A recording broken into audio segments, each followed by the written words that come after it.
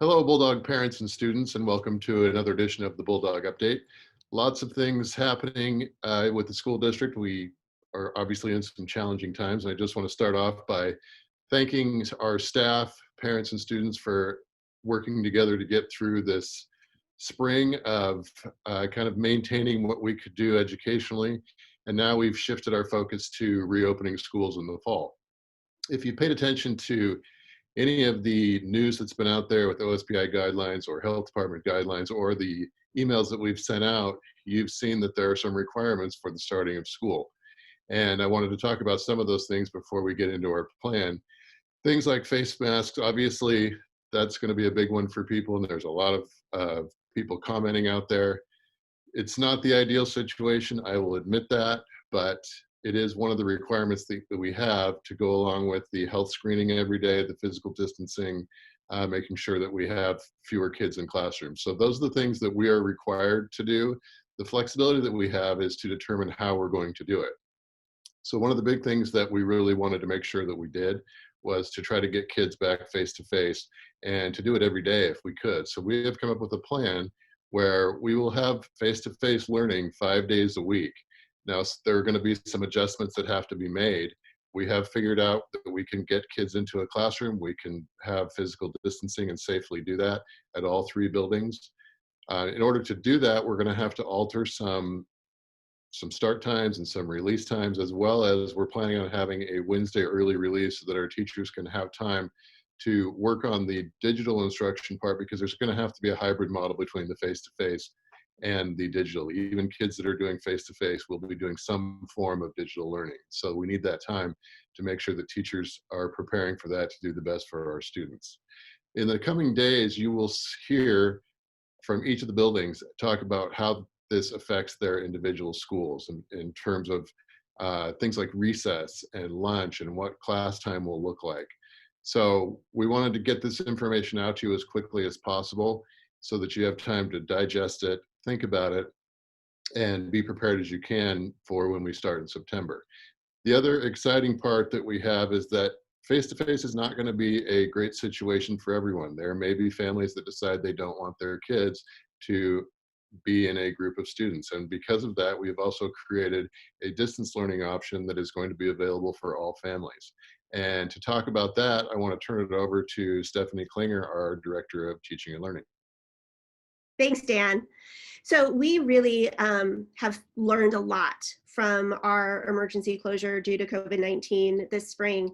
And we've listened to our students, our staff, and our families about what's important to them. And we have taken all those lessons and we've created an option for our students and families who aren't feeling comfortable or just prefer to have an online option. And that program is called the M.O.D.E.L program. M.O.D.E.L stands for Montesano Online Distance Educational Learning. That program is going to be 100% digital. And I'd like to go ahead and share my screen now just to tell you a little bit more about that. So our M.O.D.E.L learning program is a K-12 online distance learning program. And it really focuses in on learning opportunities and instructional practices to support students' social, emotional, and academic development. The beauty of this program is it allows students and families flexibility to engage in learning how and when it's convenient for them. So this website just tells you a little bit more about the program. One of the things that we're most excited about is this program is, there is a team that supports students' learning. And at the center of the team is our student. They're our learner, and they're focusing in on their grade level subjects and standards that they need to learn.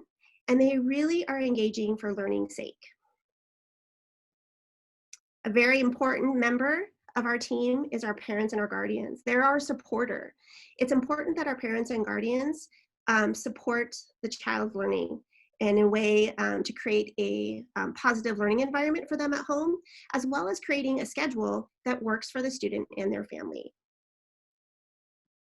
The next member of our team is our educator. The educator designs specially designed instruction and educational opportunities and really thinks about what the student needs. Student learning plans will be created, so each pathway will be customized. It will lead into their high school and beyond plan once they get to 7th grade, or junior high, I should say, to lead them to have a successful career, or they'll be career and college ready once they graduate from Montesano. We also have an educational assistant that will support the student in our model program.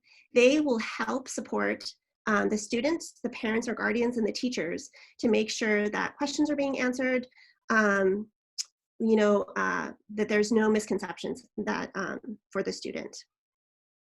Our principal will be very instrumental in our model program. There's a leader who's going to maintain the responsibility and organization of our system. And finally, we have to remember that learning is social, and the class peers will act as friends to collaborate with the student and support each other as they need to. As I mentioned before, this program really provides families and students flexibility to engage in school how and when it's convenient for them. So we've created a day in the life on our website. It focuses in on four different grades. And you can see here that we provided some sample activities with times that they may start. So for our primary students, we may have a slower start to our day, getting moving and having breakfast around 9 o'clock, and engaging in family time. For our 4th grade students, there's a sample schedule here. One of the things that you will notice when you read through our sample schedules in our day in the life is we do have specially designed learning opportunities that students will be able to engage in throughout the day. For our 8th grade students, they make sure to finish up their specially designed instruction so they can participate in any after-school activities that they may have. And then we also thought about our high school students. They may want to start a little bit earlier because they may possibly have a after-school job that they'd like to get to. There is a place here for questions if you wanted to reach out and learn a little bit more about our model program. Families will be able to register for our model program at our back-to-school registration for the 2021 school year. When we do our Skyward registration in August, you'll have the option to register for face-to-face or register for online.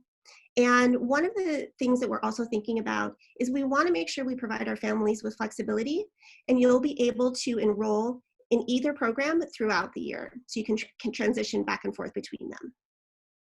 So I'm going to go ahead and stop sharing my screen now and turn it back over to you, Dan. Thanks, Stephanie. As you can see, this digital learning plan for the fall is far different than what we had in the spring. It is far more structured, and we'd like to look at what we did in the spring as sort of a dress rehearsal or a practice for what this is going to look like in the fall. So this fall will be fully accountable, full-on learning, and a great option for those families that do have concerns about whether or not their students will be safe at school. And either one you choose is totally fine with us. We're just looking forward to getting back to working with kids. We will send out a short survey in the next week or so just to get a rough idea of what parents are thinking so that we can assist with our planning. But we're very excited. Again, if you have questions, you can contact Stephanie, you can contact me.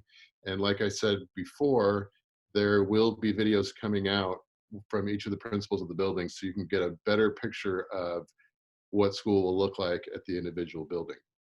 We still have some work to do, for example, transportation. That's one of those things that quite honestly, they have said, and they meaning OSPI and the health department, that we need to maintain physical distancing. However, when it comes to transportation, that is not something that they're concerned with. So I have concerns about that. They're basically saying we can load up the buses and transport kids to school. So we're going to have to work with and deal with that, and we'll come up with a plan that we'll be sharing over the summer. But right now we wanted to make sure that as parents, you can take the summer and do some thinking about what is best for your child. And also, so maybe we can take some of the stress away, and so you know that this is what our plan is. You'll also hear from a lot of other districts in the news that they're maybe going to an A-B split type schedule. we did consider that, but we felt it was very important to have our kids face to face every day of the week if we could. And we've worked very hard to figure out, based on square footage of classrooms and moving desks around, how we can best do that. And we really feel strongly that we've done it in a way that all students will be safe. So again, thank you for listening, and we will see you next time. Look for those videos the next couple of days. And as always, don't hesitate to ask questions and stay safe. Thanks.